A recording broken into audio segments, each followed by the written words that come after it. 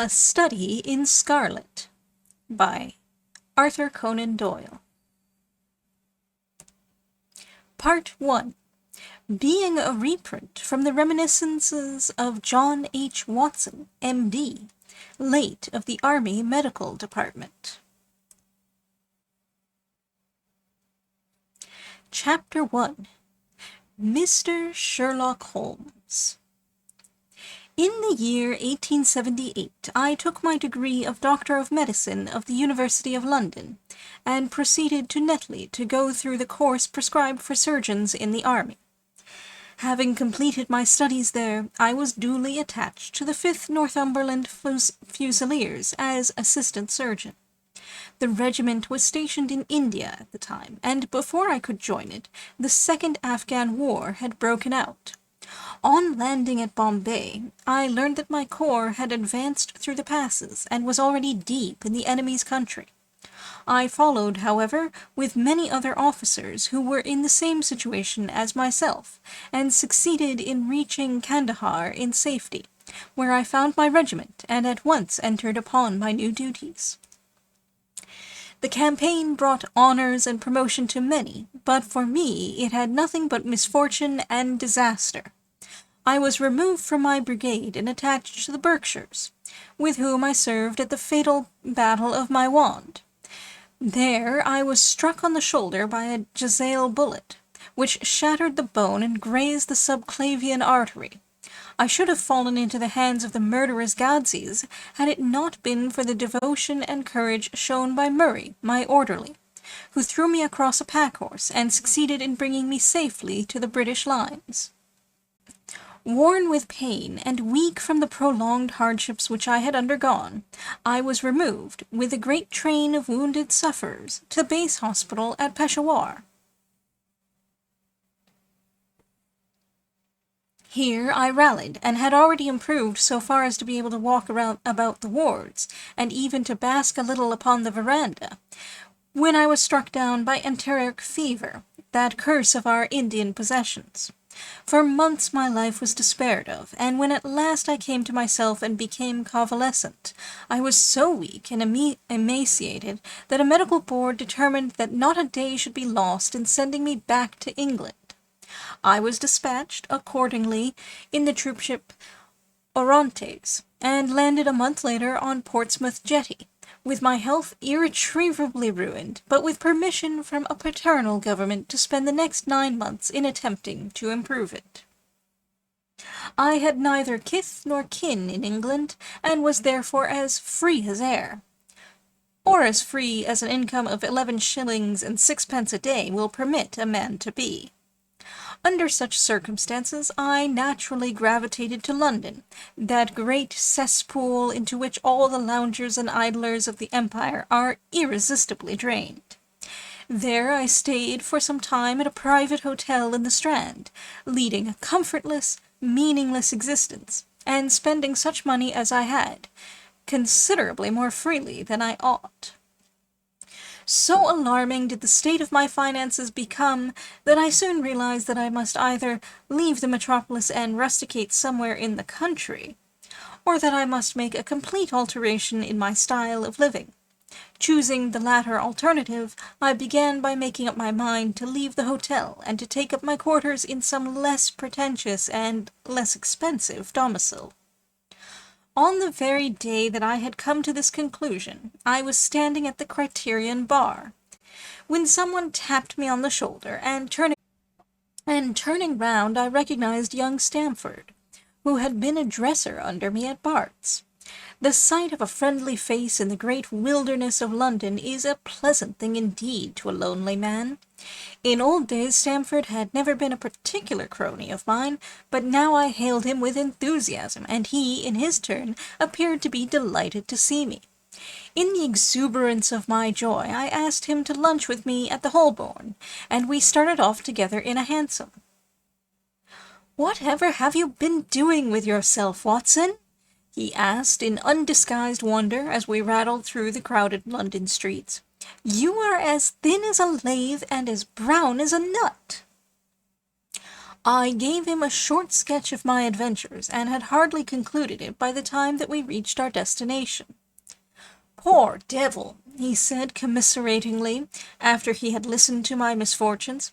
"What are you up to now?" "Looking for lodgings," I answered, "trying to solve the problem as to whether it is possible to get comfortable rooms at a reasonable price." "That's a strange thing," remarked my companion. "You are the second man today that has used that expression to me."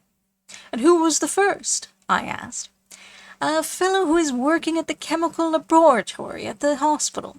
He was bemoaning himself this morning because he could not get someone to go halves with him in some nice rooms which he had found, and which were too much for his purse."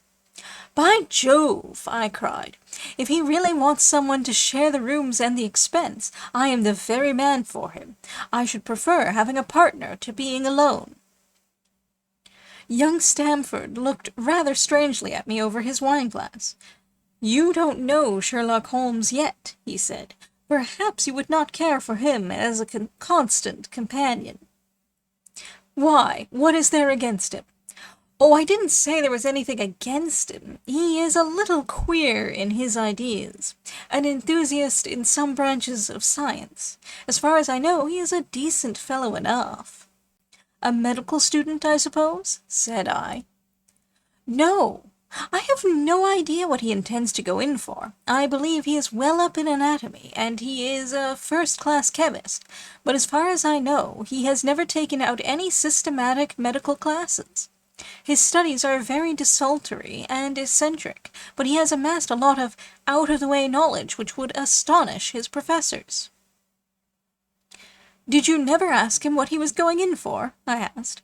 "No, he is not a man that it is easy to draw out, though he can be communicative enough when the fancy seizes him." "I should like to meet him," I said. "If I am to lodge with anyone, I should prefer a man of studious and quiet habits. I am not strong enough yet to stand much noise or excitement. I had enough of both in Afghanistan to last me for the remainder of my natural existence. How could I meet this friend of yours?" "He is sure to be at the laboratory," returned my companion. "He either avoids the place for weeks, or else he works there from morning to night. If you like, we shall drive round together after luncheon." "Certainly," I answered, and the conversation drifted away into other channels. As we made our way to the hospital after leaving the Holborn, Stamford gave me a few more particulars about the gentleman whom I proposed to take as a fellow-lodger. "You mustn't blame me if you don't get on with him," he said. "I know nothing more of him than I have learned from meeting him occasionally in the laboratory. You proposed this arrangement, so you must not hold me responsible." "If we don't get on, it will be easy to part company," I answered. "It seems to me, Stamford," I added, looking hard at my companion, "that you have some reason for washing your hands of the matter. Is this fellow's temper so formidable, or what is it? Don't be mealy-mouthed about it." "It is not easy to express the inexpressible," he answered with a laugh. "Holmes is a little too scientific for my tastes. It approaches to cold-bloodedness. I could imagine his giving a friend a little pinch of the latest vegetable alkaloid, not out of malevolence, you understand, but simply out of a spirit of inquiry, in order to have an accurate idea of the effects. To do him justice, I think that he would take it himself with the same readiness. He appears to have a passion for definite and exact knowledge." "Very right, too." "Yes, but it may be pushed to excess. When it comes to beating the subjects in the dissecting rooms with a stick, it is certainly taking rather a bizarre shape." "Beating the subjects?" "Yes, to verify how far bruises may be produced after death. I saw him at it with my own eyes."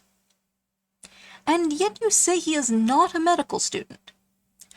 "No, heaven knows what the objects of his studies are. But here we are, and you must form your own impressions about him." As he spoke, we turned down a narrow lane and passed through a small side door, which opened into a wing of the great hospital.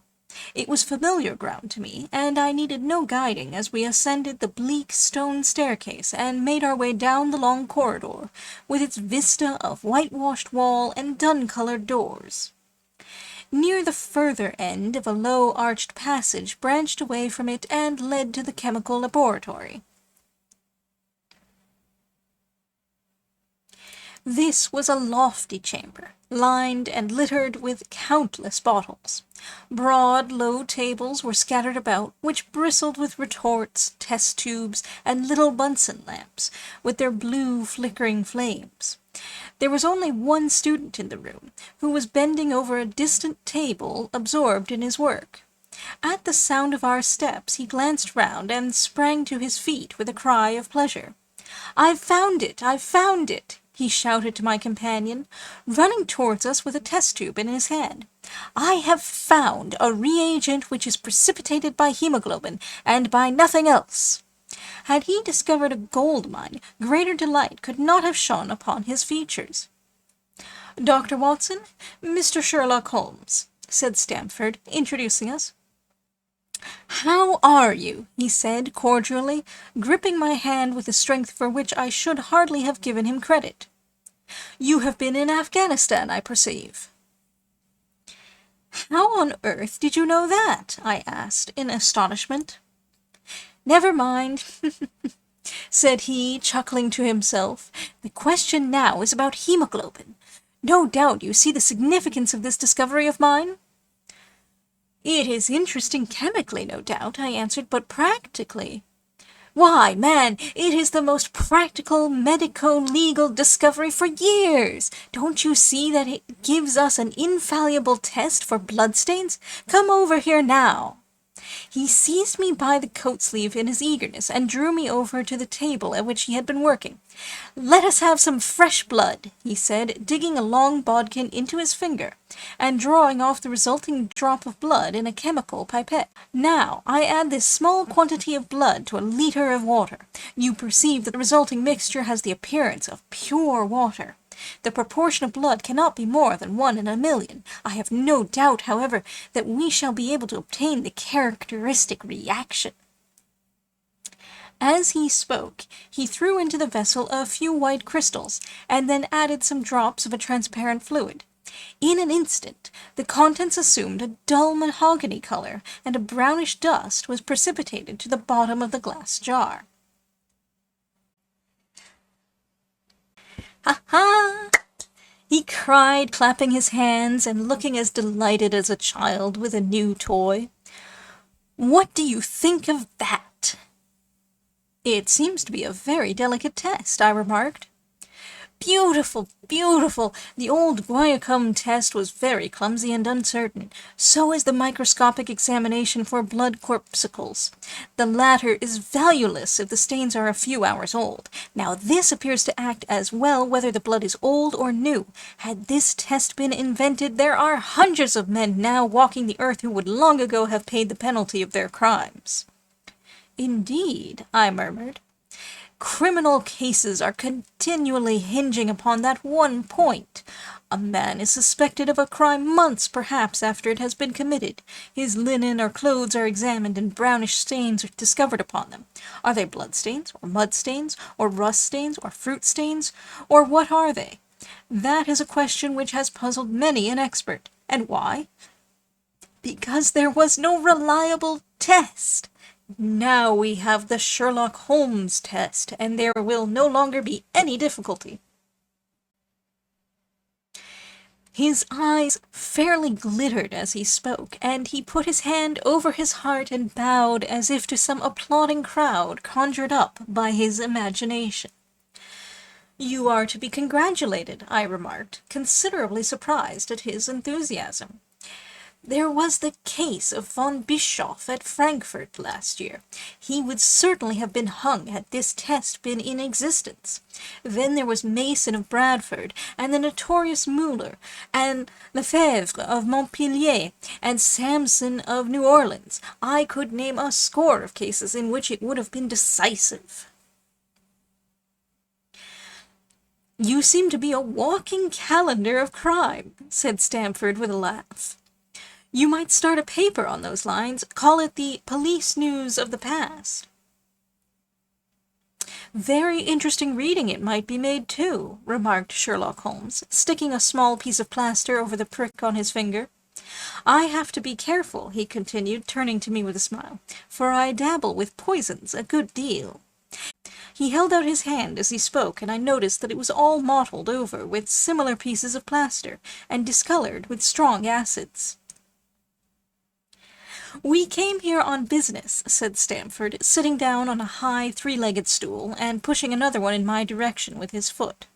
"My friend here wants to take diggings, and as you were complaining that you could get no one to go halves with you, I thought that I had better bring you together." Sherlock Holmes seemed delighted at the idea of sharing his rooms with me. "I have my eye on a suite in Baker Street," he said, "which would suit us down to the ground. You don't mind the smell of strong tobacco, I hope?" "I always smoke ships myself," I answered. "That's good enough. I generally have chemicals about, and occasionally do experiments. Would that annoy you?" "By no means." "Let me see, what are my other shortcomings? I get in the dumps at times, and don't open my mouth for days on end. You must not think I am sulky when I do that. Just let me alone, and I'll soon be right. What have you to confess now? It's just as well for two fellows to know the worst of one another before they begin to live together." I laughed at this cross-examination. "I keep a bull pup," I said, "and I object to rows because my nerves are shaken, and I get up at all sorts of ungodly hours, and I am extremely lazy. I have another set of vices when I'm well, but those are the principal ones at present." "Do you include violin-playing in your category of rows?" he asked anxiously. "It depends on the player," I answered.